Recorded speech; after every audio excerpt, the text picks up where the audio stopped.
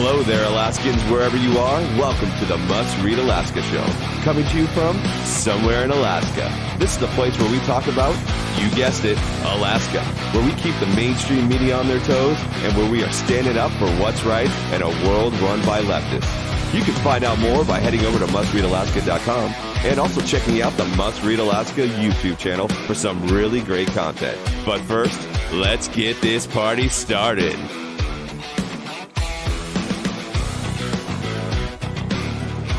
Thank you, Scott. Hello, everybody, and welcome aboard a Must Read Alaska, coming to you from somewhere in Alaska. We are the place for the best conservative news and content, where we're standing up for your constitutional rights as Americans and your freedoms here on the last frontier.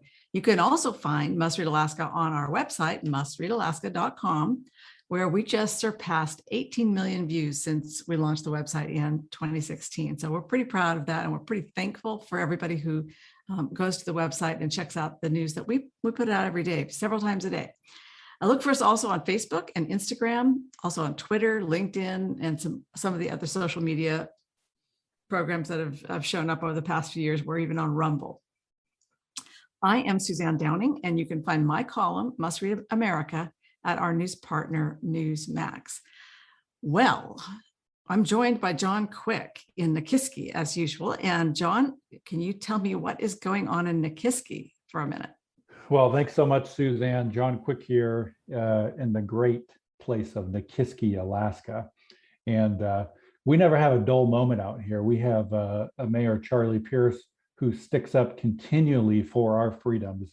And last week he was at an assembly meeting, and he mentioned in public comments that the local hospitals did have a lot of COVID patients, and he encouraged people to let their doctors be doctors.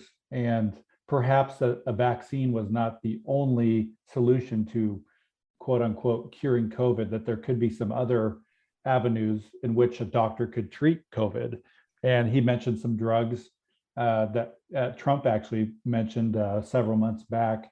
Ivermectin was the one that that is sort of sticking out in my mind. Yep, ivermectin, and what he said was, don't take my word for it. Go ask your doctor, do the research on your own, but go check out ivermectin and a Z-Pack and a couple other ones that he mentioned. And so, just like local news normally does, they do a hit piece on conservatives. The local newspapers do not want conservatives to have success. They want conservatives to fail. And they will write stories in effort to help their cause for all conservatives across the great state of Alaska to fail. So they quoted him as basically wanting to put a bunch of horse drugs in people's bodies and without calling your doctor. Horseworm medicine. Yep. Yeah. And so the AP picked up the story after the local newspaper did the story, and they didn't do much fact checking. They never called the mayor to ask him his point of view. They just ran with the story. And then USA Today and MSN saw that this story was out there, and they did their own stories on it. And so here we have Charlie Pierce, front page of USA Today, saying, take a bunch of horse pills. And it couldn't be further from the truth. And so we kind of gave him an opportunity, and unlike what local journalists do, we actually called the source, and we said, I actually called him. I did. I said, Charlie, tell me about this horse warming medicine that you want everybody to take. It was ridiculous. Yep. And so he really just communicated what he did at the assembly meeting, the same thing. Call your doctor, get their advice, do your research. But it can't be that we're out there saying that the only thing we could ever do against COVID-19 is take a vaccine. And so he was able to get his point across, and got lots of love from folks from Must Read Alaska, being able to print his truthful side of the story. So yeah, well, we love me some Charlie Pierce. He's a great mayor, and it's too bad that he's going to be term limited out. I don't know what you're going to do when he's gone, but the Republic of Nikiski and the Kenai Peninsula will carry on, I'm sure. Yeah, we'll find a good replacement for him. Got to do that. Hey, we have a great guest today, and he's a friend of the show. He's a friend of Must Read Alaska, and he is a great patriot. His name is Jay McDonald, and he's joining us to talk about Afghanistan. Jay, are you on the line with us? Yeah, I'm here. And if I could just have like 10 seconds to talk Yep. about Mayor Charlie Pierce. If those people actually cared about science, they would know that ivermectin has been approved for use in humans for over 30 years for a wide range of applications internally and externally. About 1 trillion doses are administered a year. And I don't think that those news outlets are going to be hit with any bans on Facebook for spreading medical misinformation like they have been. Yeah, you got a great point there. And that's why we have you on the show, because you are a pretty smart guy. And actually, you are an Afghanistan Army veteran.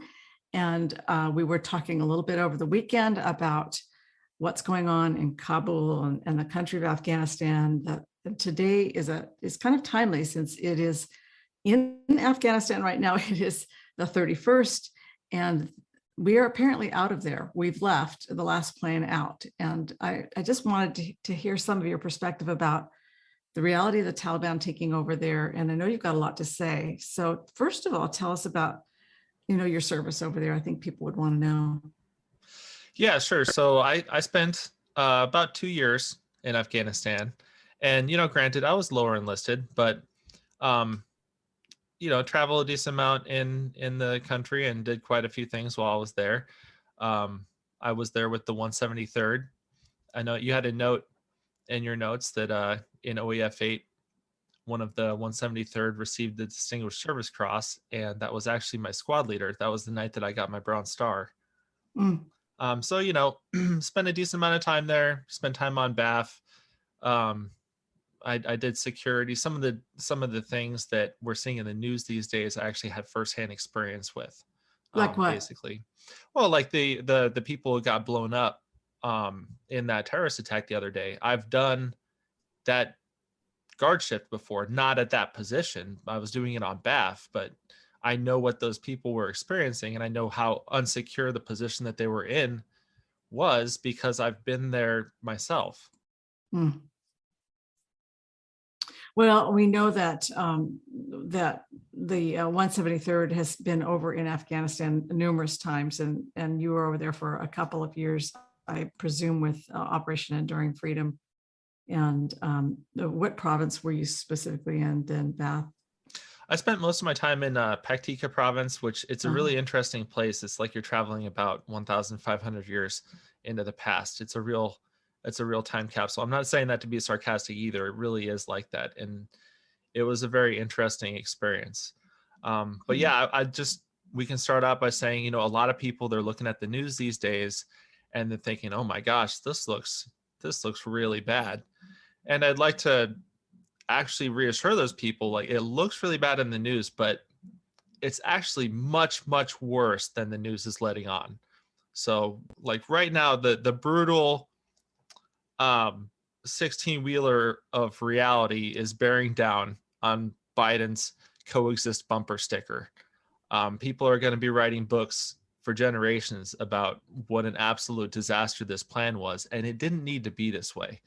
This is all the result of very specific decisions that were made for political considerations that were completely divorced from what the situation on the ground was. I've always been anti-Afghanistan war before, during, and after. I spent my time there. I really wanted the war to end. I wanted us to draw down our troop levels. We didn't necessarily need to close all of our bases there. But there's a right way to do things and there's a wrong way to do things. And the way that this was handled, the sheer depth of incompetence, it's stunning. And it's so disheartening to me, because I know that the majority of the people that were behind these decisions, the intelligentsia, the elite in Washington, D.C., whether they're in the State Department or the Pentagon, not only are they not going to learn anything from this, those people, none of them are going to face any kind of consequences for their actions.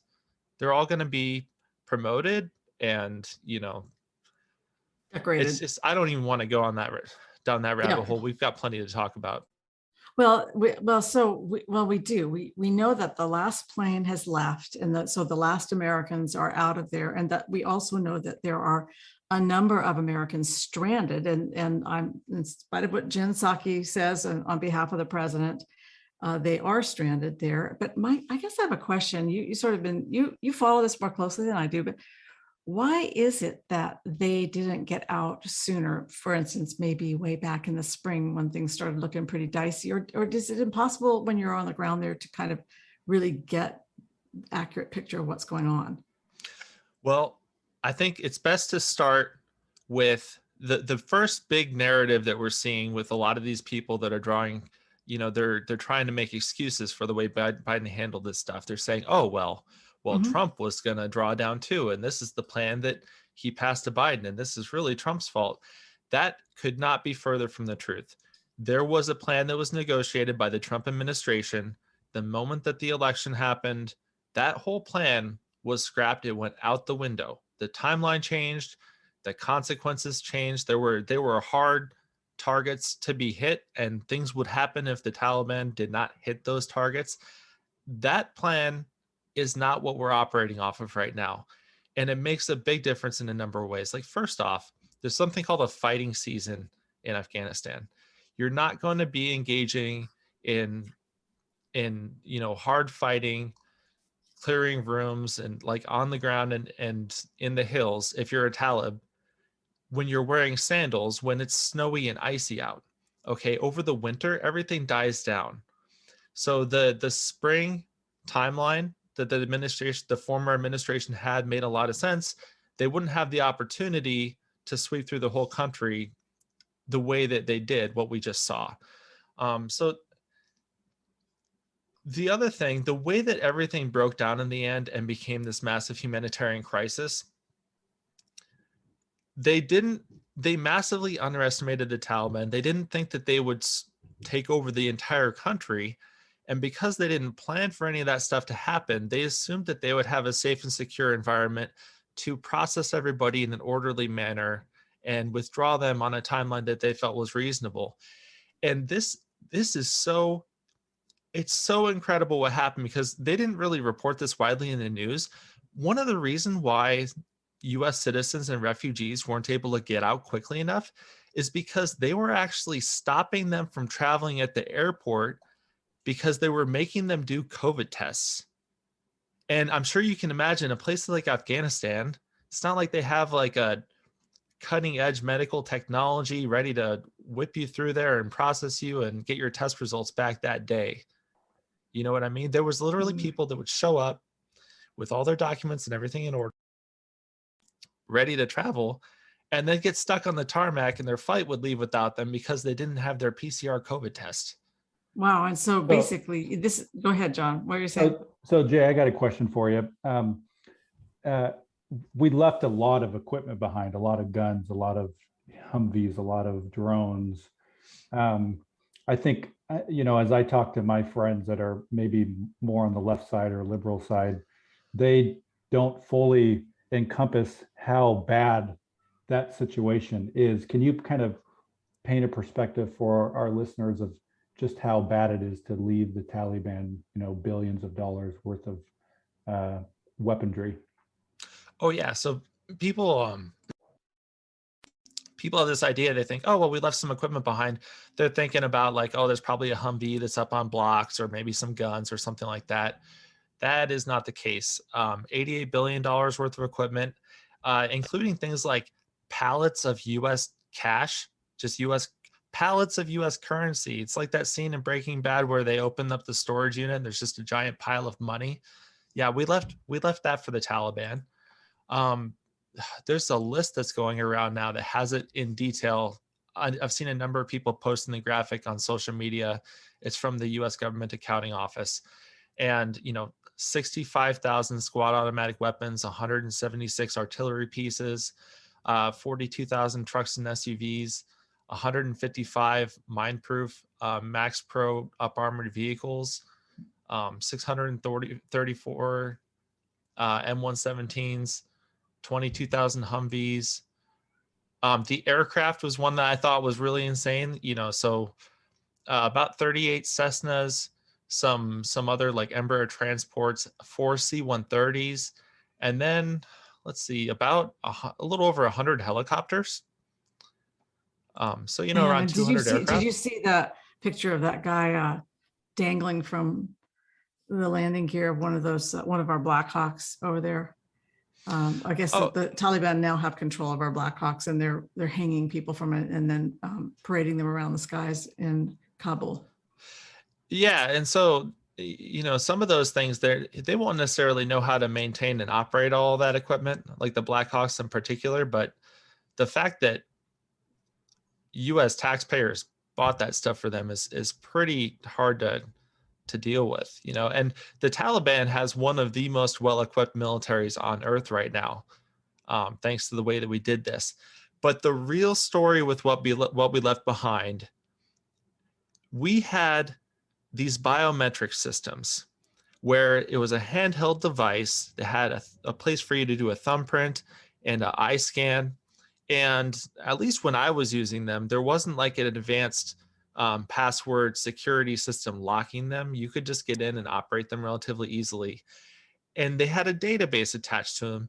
Every single Afghan who was an interpreter, who had base access, who worked with the Americans, or was cleared to access our bases, all of those Afghans, it had their faces, it had their names, their aliases, their biographical information, everything you would need to hunt them down and find them. And we surrendered that to the Taliban. And then when we surrendered the embassy, all of that same information for all of the US citizens that were in Afghanistan was surrendered to the Taliban. We left that in the building. And then on top of that, after the Taliban took over and raided our embassy and all of that, I don't know if it was the State Department or the Pentagon, but somebody in the Biden administration had US forces supply the Taliban with lists of all of the people that we were looking for, which that's the specific thing that most people are referring to when they talk about treason. That absolutely meets the definition for what is actually not hyperbolic, making me angry, kind of like I feel like this is treasonous. No, that is actual treason to render that kind of aid to our enemies. And if those people are still in that country, there's videos online of how they're being handled. Yeah, And I mean, talk a little bit about, because I think the other side thinks that it's going to be, the Taliban's going to be nice to these folks, and it's going to be a kumbaya, and you've been there. What's going to happen to these folks that are left behind or found through this biometric scanner? Oh yeah, so the Taliban representatives, they're being honest about this. They're like, we're not going to do anything bad. We're going to find those people and then they'll face justice.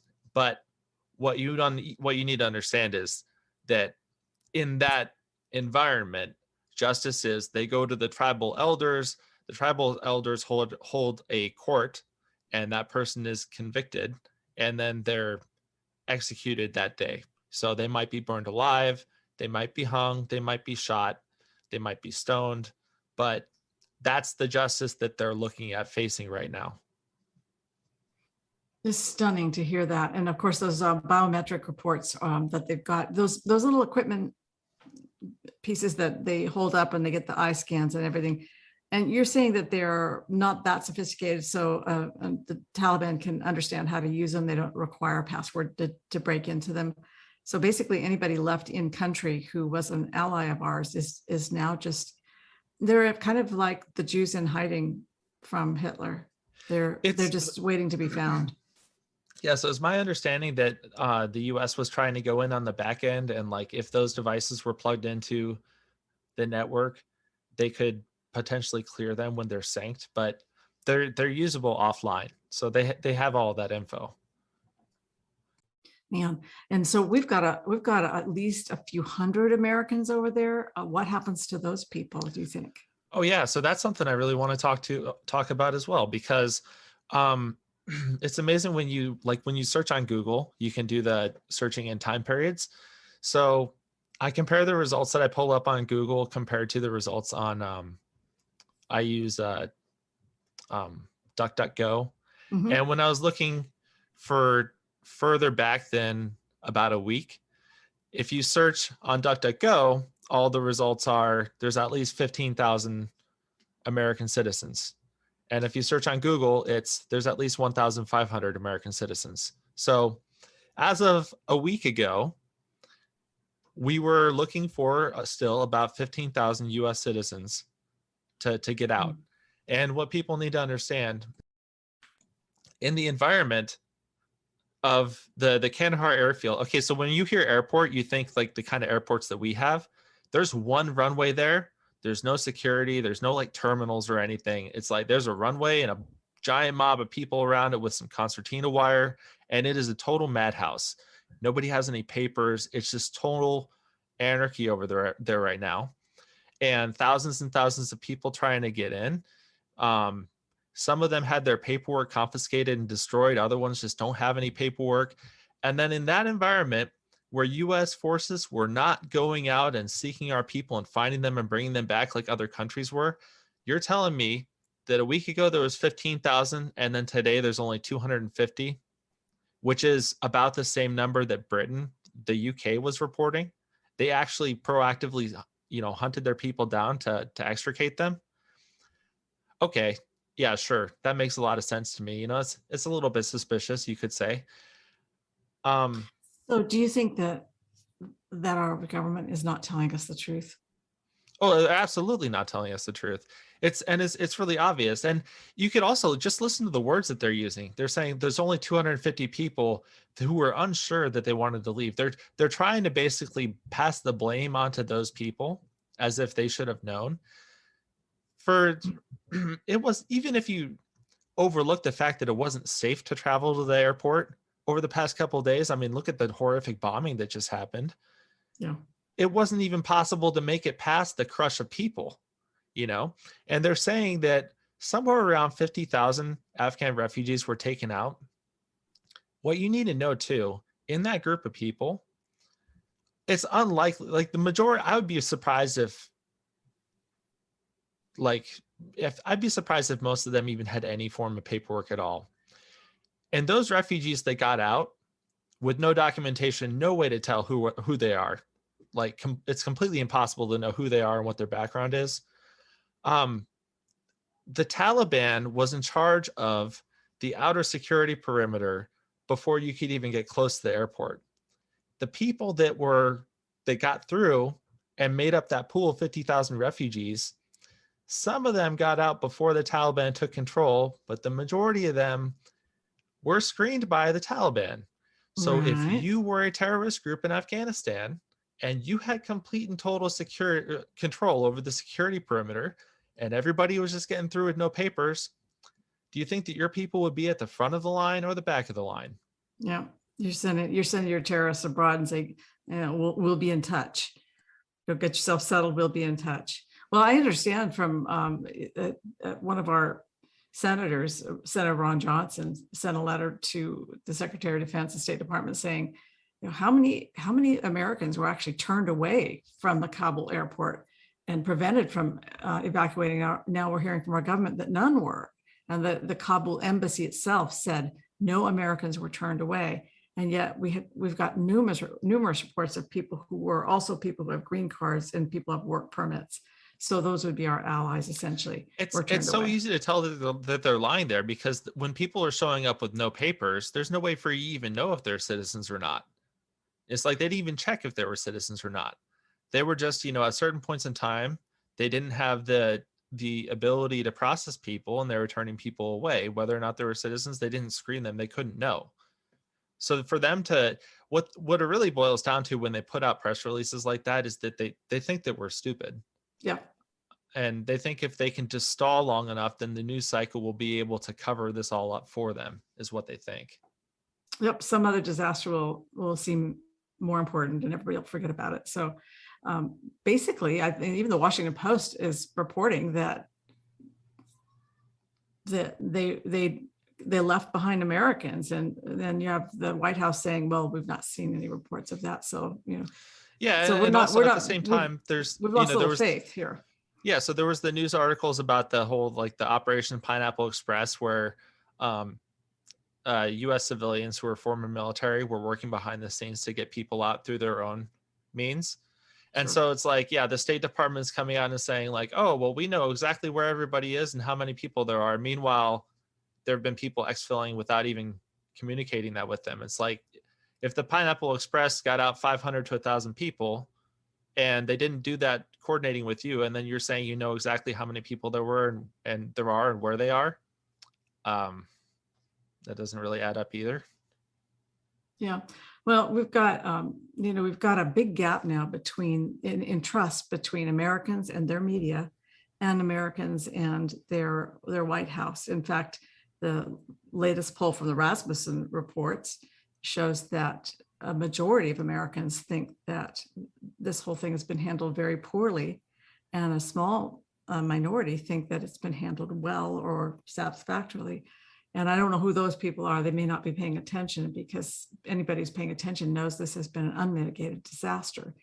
And yeah, there's some people out there that have very comfortable and secure lives, that there's people that don't even know anybody who knows someone who served in the military.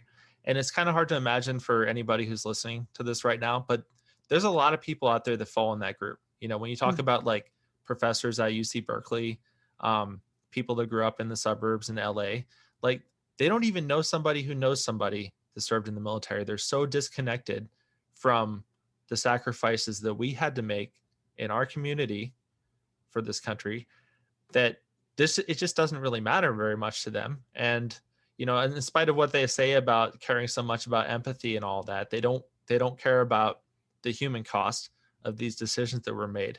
And on that note too, people really need to think about, so the Bagram airfield, not only did it have 2 runways, whereas Kandahar only has 1, the US spent 2 decades building it up. It was completely secured.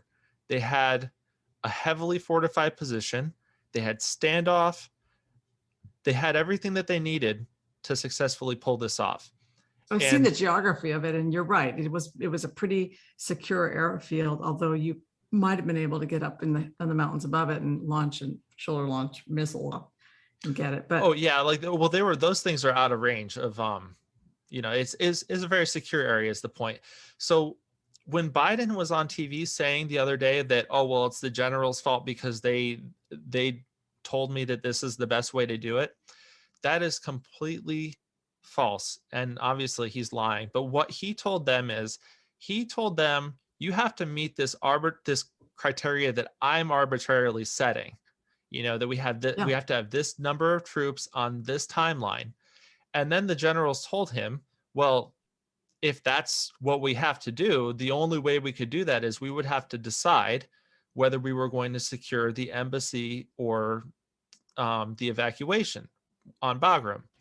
And then he said, okay, well, we'll secure the embassy then. And that was Biden's decision based off the criteria that was set by Biden. They closed Bagram. Right. And so when they decided to close Bagram, they might have been able to get away with it if the whole country didn't collapse around them and there was no more security. And that's when everything just completely went nuts. So we're not going to get a chance to hear much more news reporting coming out of there, I don't think. I mean, so it'll be all controlled by the Taliban. And if we think that didn't get enough information so far, well, we're really going to see it close down now. We're not going to know what goes on. Is that correct in your mind? What I expect to see is it's the same type of things that you saw coming out of like areas like Syria, for example. There's going to be just internet videos here and there, like propaganda videos. You're going to see some execution videos and stuff like that. The number one most hated person in that area, if you were a pilot that flew with the Afghan military, and it's kind of ironic because I saw there was a good-looking young lady who was a military pilot that she's been on TV talking in a number of different settings. She was in the Afghan military. The hatred that they have for pilots, it's on a whole nother level. Those are the ones that they save like the really gory, horrific executions for. So like they're going to be hunting those people down. They're going to be killing them in ways that they can send a message. So you'll see those videos posted online. And there's already been a little bit of that coming out. I've seen that. Yeah, I've seen that. Well, we know now that we've moved the Kabul embassies has been removed to Doha, Qatar, and we are completely pulled out of there. We can't go in and get anybody else. So when people are there, what do you think people are going to do to try to get out Americans who are left there. I mean, I'm presuming that the Americans who are left there are, they look like Afghans. They probably speak the language. They just happen to be American citizens. That, maybe they're spies, they're spooks. I don't know. Maybe they're just interpreters. But what's going to happen to them? How are they going to get out? Are they going to get out, or they're done? I would imagine it's probably going to be pretty difficult for those people to, they probably would have to cross one of the borders, but, there's a lot of, Afghanistan borders many countries, and all of them are kind of on the lookout now. They don't want people moving back and forth because they don't want militants traveling back and forth. They don't want weapons traveling back and forth. They've got a number of security reasons to lock down the border. So it's been my understanding that the Taliban is already coming out and saying that they're going to try to restrict the flow of people moving out of the country. You can't have a good authoritarian dictatorship if you allow your people to leave. It's the reason why, you can't leave North Korea. It's the reason why the Berlin Wall existed. And so, yeah, if you're stuck there, I have no idea how those people would be getting out in the future. Like I couldn't even guess on that one. That's going to be difficult for those people. Yeah, they're landlocked. It's not like they can go swim around the border in Tijuana and get to America. They can't do it. Well, I know that we've got just a few seconds left here, and we haven't even covered the role of ISIS and Al Qaeda and how they've got a very complicated relationship with the Taliban. But I feel like there's going to be a lot more sort of internecine warfare between these groups that for control. And that just because we're gone doesn't mean that the bloodshed is over there. It's a little worrisome. Of course, we're all very, very concerned about the women and girls, particularly. We know that for them, it's pretty much a death sentence. They will be they'll be in slavery now. If they do go around and round up all of the people that worked with us and execute them, like it's looking like they're going to try to do, if they actually do that, if we ever go back there again, the country is going to be 100% hostile, because anybody who was willing to help us already will have been dead. We've already, but not only did we betray them, but those people would have actually been purged by that point. So hopefully we never have any interest in that region again, because the U.S. reputation there is beyond destroyed. Well, Jay, I want to thank you for being on our show. And I want to remind everybody that Jay McDonald has a column up at mustreadalaska.com this week. And it's all about the freedoms that he fought for and made sure that we were safe to enjoy, and how quickly they're slipping away from us here in the United States. And Jay, I want to thank you for that column. It's got amazing response. There's been over 90 comments under that column so far on the website. So thank you for that. You're an excellent writer. And everybody, before we go for the rest of the week, be sure to sign up for the newsletter at mustreadalaska.com. And we send it out 3 times a week. It always kind of catch you up on what's been on the web that you might have missed. Maybe you didn't catch it on Facebook. You catch it in your inbox. Scott Levesque, thank you so much for everything you do as a producer on this show. And everybody who is interested in more content from us, do check out the Wednesday podcast from Scott Levesque, because he does a great job for Must Read Alaska, and he's an important part of our team here. He's always got a lot of good stuff to say. If you're a supporter of our project here, Must Read Alaska is the right side of the news. Thank you so much. It makes us possible to stand up for what's right in Alaska. So until next time, I just want to sign off from somewhere in Alaska.